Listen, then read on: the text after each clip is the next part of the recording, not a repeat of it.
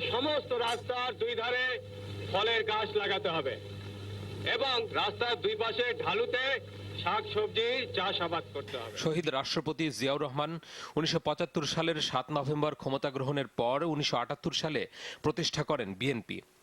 19 দফার ভিত্তিতে বাংলাদেশি জাতীয়তাবাদ দর্শন নিয়ে যাত্রা শুরু করা দলটি এখন দেশের দুটি বৃহৎ রাজনৈতিক দলের একটি।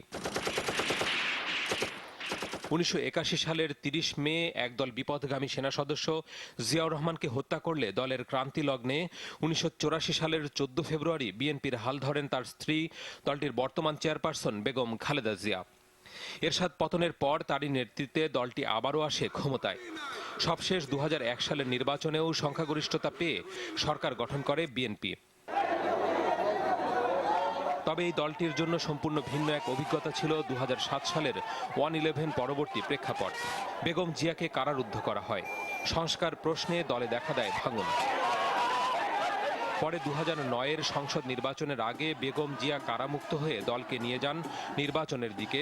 তবে মাত্র 29টি আসন পেয়ে বড় ধরনের হোঁচট খায় দলটি। বর্তমানে সংরক্ষিত মহিলা আসন সহ সংসদে মোট 35টি আসন নিয়ে প্রধান বিরোধী দলের ভূমিকায় বিএনপি। দেশে আজকে কোনো সরকার আছে বলে মনে হয় না। এরকম ব্যর্থ অযোগ্য সরকার দিয়ে দেশ চলতে পারে না।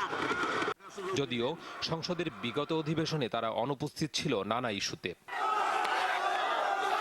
গ্যাস, বিদ্যুৎ, দ্রব্যমূল্য, দলীয় নেতাকর্মীদের দমনপীড়ন সহ নানা সমস্যা সমাধানের দাবিতে বিরোধী দল হিসেবে 1.5 বছরের মাথায় গত 27 জুন দেশব্যাপী সকাল সন্ধ্যা হরতাল পালন করে বিএনপি। এছাড়া নবম জাতীয় সংসদের 2.25 বছরে রাজপথে নানা আন্দোলন কর্মসূচি পালন করেছে তারা। আর এবার ঈদের পর বৃহত্তর কর্মসূচি পালনের দিকে যাওয়ার পরিকল্পনা করছে দেশের অন্যতম প্রধান রাজনৈতিক দল বিএনপি। ওজাইর ইবনে ওমর, এনটিভি নিউজ, ঢাকা।